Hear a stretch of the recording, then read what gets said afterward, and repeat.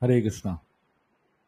Um, First of all, I would like to thank each and every one of you for being here for so many weeks. And we have been doing these morning programs for like quite some time now. And I'm seeing so many of you all are steadily coming for these morning programs week after week. I'm really grateful to you all and very happy to see the steadiness and enthusiasm with which all of you all are following this the morning program. Today, we are going to discuss a very beautiful story on the eve of Navaratri. I thought this story will be very apt to discuss during the Navaratri season. The last time I spoke about one story about Kalika Devi, and today we're going to speak another story about another form of Devi. Um, Lord Shiva is called Ashitosh because he is one of those personalities who is very easy to please. And he has such a soft heart that very little sincerity that is exhibited, his heart melts. But Lord Shiva, he is approached by many different types of people. There are people who approach him with the right intentions and the right consciousness. But there are people that approach him with the wrong intentions and the wrong consciousness. But Lord Shiva does not differentiate. In fact, Lord Shiva thinks that everyone is approaching him with the right intentions only. And therefore, whenever anyone approaches him, he just feels obliged to give them whatever they want because he feels this person is going to use the boon in the right way. One time, the king of Kashi performed great austerities to win the heart of Lord Shiva. And being pleased with him, Lord Shiva offered him any boon that he wants. This king of Kashi, he asked for a very strange boon. He said, I want to conquer Lord Krishna in a fight. Now, Lord Shiva was really disturbed when he heard this boon being asked by the king of Kashi.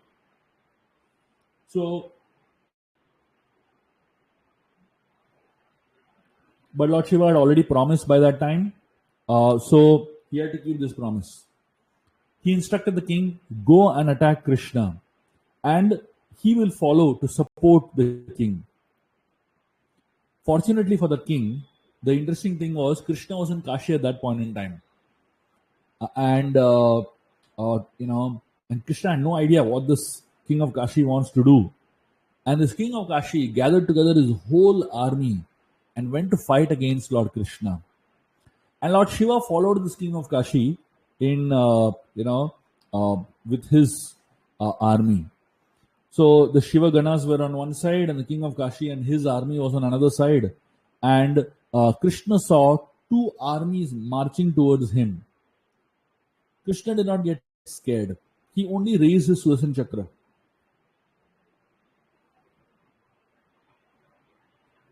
The moment the Sudarshan Chakra was released, the Chakra first straight away went and cut the head of the king of Kashi.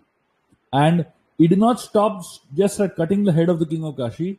It went and cut all the soldiers of the king of Kashi, and also went on to destroy the whole army of Lord Shiva also. And within moments, the entire Kashi literally became like a crematorium. And seeing everyone dead, Lord Shiva became very angry. And he threw his most powerful weapon, the Pashupatastra, at Lord Krishna towards the Sudarshan Chakra first. And when the Pashupatastra went towards the chakra, instead of Pashupatastra destroying the chakra, Pashupatastra became dysfunctional. And when Shiva saw that his most powerful weapon, the Pashupatastra, had become dysfunctional in front of Krishna's chakra, Shiva realized there is nothing I can do. Of course, Lord Shiva loved Lord Krishna. Between them, there was great respect and admiration. At that point, of course, the confrontation was because of the king of Kashi. And now that the king of Kashi was no more, Lord Shiva realized that it's better that I stop fighting now. And in fact, Lord Shiva began to offer beautiful prayers with a lot of love and affection. and he began to plead to Lord Krishna to forgive him for having attacked him. Rather than welcoming Krishna into Kashi, he attacked Krishna. So now, when Lord Shiva begged forgiveness from Lord Krishna, Krishna immediately forgave. He had nothing in his heart because he loved Lord Shiva so much, and Lord Krishna instantly smiled. And so Lord Shiva now, he was very, very sad and disturbed that he did such a big offense to Lord Krishna. And Shiva did not want to stay in Kashi anymore because he felt, I had offended Krishna, and in the city where I offended Krishna, I don't want to reside anymore. I don't have any rights to stay in the city. So Lord Shiva begged Krishna to give him an alternative place to go and stay, so that he can do repentance and penances to overcome all the sin that he had accumulated by attacking Lord Krishna himself. Lord Krishna smiled and told him, towards the north of this place is the most holy abode of Jagannath Puri. It's called Purushottam Kshetra. It is, and close to that Jagannath Puri, Purushottam Kshetra, is a very holy place known as Ekamra Kanan. So the land is so potent that anyone who simply steps on that land can simultaneously attain bhakti and mukti. And he says, Lord Krishna tells Lord Shiva, I offer you the holy land of Ekamra Kanan. Please go and reside there. And from there, you guard Purushottam Kshetra Jagannath Puri. And Lord Krishna told him, because you will reside there, you will be known as Bhuvaneshwar, which means the Lord of the world. Bhuvana means the world, and Bhuvaneshwar means the Lord of the entire world. Krishna also told him, you will also be called as Bhakti Pradata. That means anyone who worships you in Ekamra Kanan, in Bhuvaneshwar, will attain bhakti towards me. And anyone who worships you in Ekamra Kanan will have complete access to my abode Purushottam Kshetra. So now Lord Shiva was very embarrassed that he had gone to attack Krishna, but now he was seeing the positive side of it. He felt so happy that he could reside close to Shri Kshetra, Purushottam Kshetra. He rushed to Parvati Devi to share this beautiful news. When Parvati absorbed the glories of Ekamra Kanan, she became fascinated and she immediately wanted to go and visit that holy place. Lord Shiva told her, you please go and I will finish some responsibilities in Kashi and I'll join you over there. Parvati immediately set to go towards Ekamra Kanan and she went on her lion. So Parvati Devi, when she arrived at Ekamra Kanan, she was fascinated by the beauty of that place. And she felt that this place is more beautiful than even Kailash, their original home. So Parvati Devi was strolling around in Ekamra Kanan, enjoying the natural beauty of the place. She was experiencing something so exciting. And then she saw something that fascinated her. Right in the middle of this Ekamra Kanan was the most magnificent Shivalinga that she had ever seen in her life. She was so happy that the Shivalinga had manifested itself before the arrival of Lord Shiva. And the Shivalinga was a Swayambhu, self-manifested Shivalinga. It was lustrous. It was emanating a white and black effulgence. She ran, gathered some flowers, and she began to worship that sacred Shivalinga. And when she, came to that particular place to worship the Shivalinga, she was worshipping, she saw next to the Shivalinga was a beautiful lake. And from the lake came out 1,000 cows. Each of the cows were as white as jasmine flowers. All these 1,000 cows came and marched towards the Shivalinga and began to pour their milk over the Shivalinga. So they would pour the entire milk and walk away. The next cow would come and pour its entire milk and walk away. Like this, the 1,000 cows worshipped Lord Shiva with their milk. And once all the cows had worshipped Lord Shiva with their milk, they went around Lord Shiva 3 times in great in circumambulation. And then all the cows went back into the lake and disappeared. Parvati Devi was fascinated by this incident, and she decided that I'm going to take the form of a coward girl here and worship Lord Shiva along with these cows. So Parvati Devi transformed her form from her divine goddess form into a simple coward girl. And she began to stay there and worship Lord Shiva in the form of the Shivalinga. Even though Shiva was physically not there, she felt Shiva's presence in that linga. And so Parvati was having some really beautiful moments over there. After a few days, suddenly the serenity of the place changed. And she could feel that there is some evil force that has come into this place. And at that point, she saw there were 2 people that had entered into the Ekamrakanan city. And these 2 were 2 Rakshasa brothers. Their names were Kriti and Vasa. So when they saw Parvati's beauty in the form of this coward girl, they were fascinated by the beauty of Parvati Devi. And both of them came to Parvati and told her that we want to marry you. They didn't ask her who she is. They didn't ask her if she is married or not. They didn't ask her any question. They went and straight away told her that we want to marry you.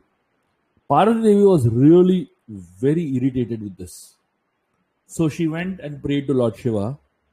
And the next moment, Lord Shiva appeared there in the form of a coward boy and approached Parvati Devi, who was in the form of a coward girl. And Parvati Devi, she offered respects to Lord Shiva. And Shiva told her, don't worry. These demons have actually walked into their death trap.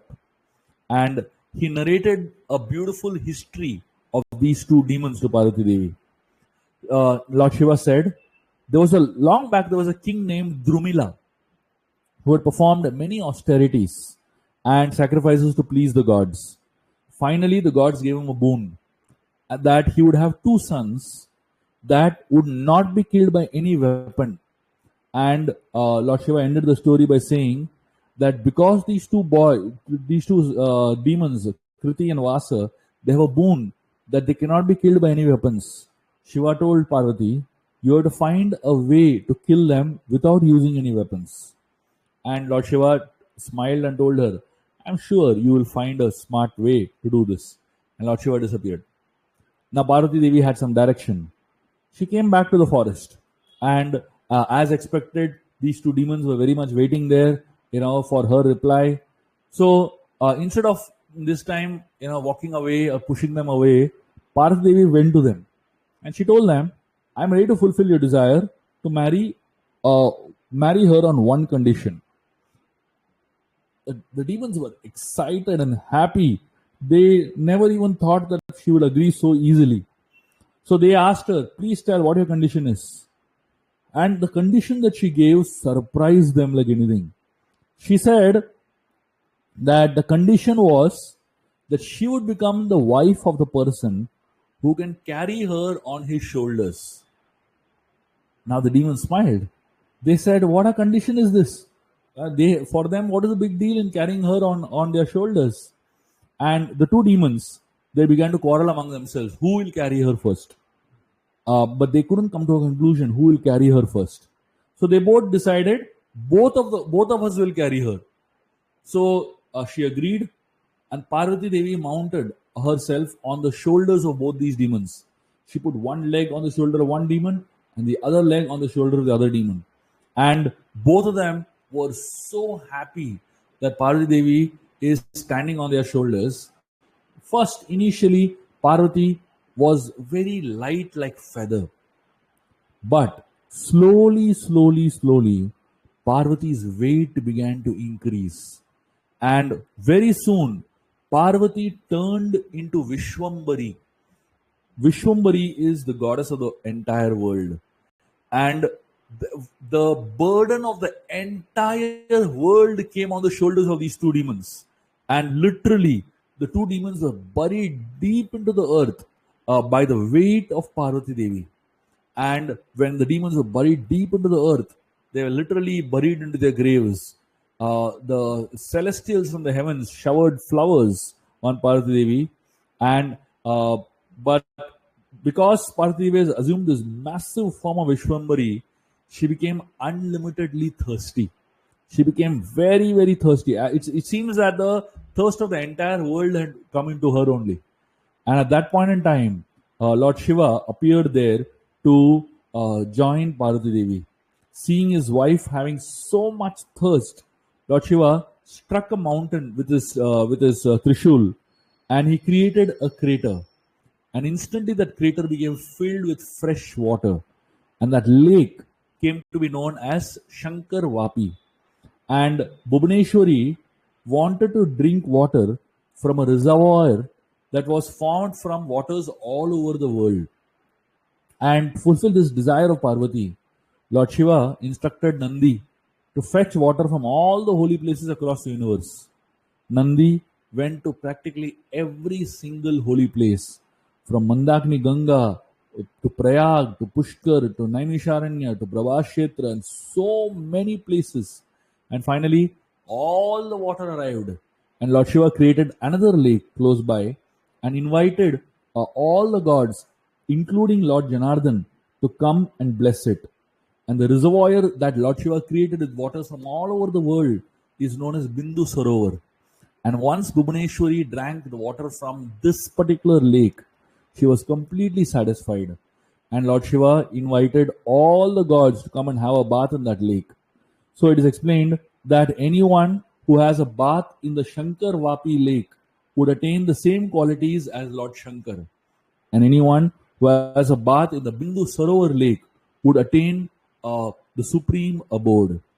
Then Lord Shiva requested Janardhan to reside on the eastern side of this lake, and Lord agreed to reside as Anantashesh and take charge of that lake.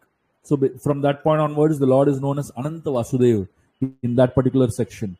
So like this, the entire Bhubaneswar became so auspicious and so powerful after that. And this is the form of Bhubaneswari and Bhubaneswar that we see in Orissa, in Bhubaneswar.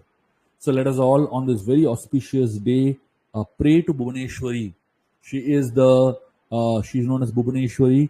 She is also known as Vishwambhari. So she is the goddess that is in charge of this whole universe. Let us pray to her on this very auspicious occasion of Navaratri and pray that she blesses all of us with devotion and love for the Supreme Lord, and also a lot of care and respect for this world. Thank you very much. Hare Krishna.